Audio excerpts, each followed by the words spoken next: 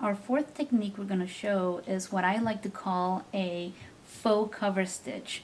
It's a technique I used to do a lot before I got all my fancy sergers, and you can do it with any old machine. And just just to show you that, I am using my trusty old Bernina, which is, kid you not, 32 years old. And this machine doesn't have a computer or any fancy schmancy parts. It's just your basic sewing machine, and this is pretty much what I use for all my garment construction and finishing techniques. So I put a twin needle, and for you can do this on woven garments too, but for knits, make sure you buy a stretch twin, and this is what it's going to look like.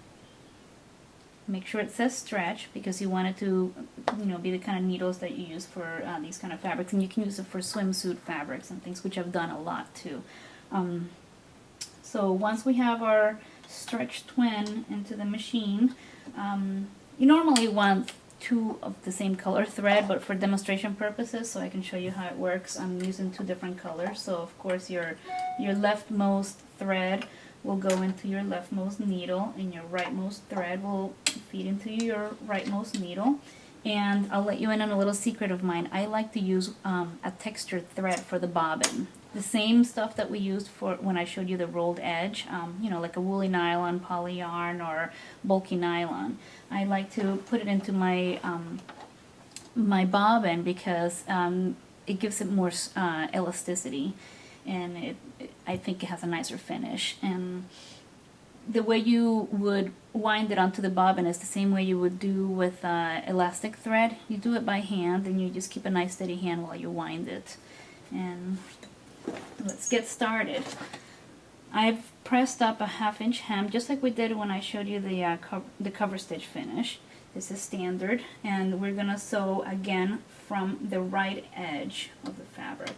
And I'm gonna set this up right at aligned with my 1/2 inch mark, and I'm gonna set my presser foot down, take my first stitch by hand, and sew a nice thread. You can actually see the edge of the folded fabric right there, so you know that you're staying. You want to make sure you stay on the raw edge in the back, so you can usually feel it or see it coming through.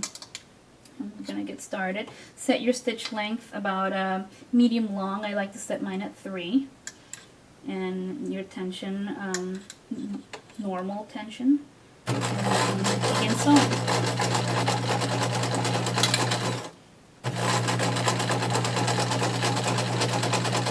Don't stretch your fabric as you feed it. Make it go in nice and steady.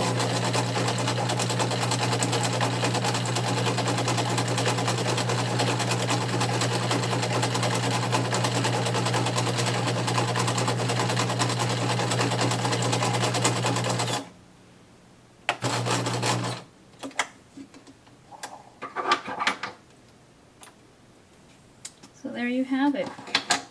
It looks like a cover stitch from the front. It has a zigzag on the back that covers the edge. And the beauty of knits is that they don't, like I said before, they don't ravel in the wash, so you don't have to serge this. But if it makes you feel better, you can always serge the edge first and then come over here and do your twin needle technique. On a woven fabric, if you want to do this, which I've done a lot, you would want to serge the edge first, because wovens do ravel in the wash. So just, you can do this on a woven fabric and just serge the edge, fold it over, press it like I did, and then do your twin needle technique. Beautiful, huh? It almost looks like a cover stitch.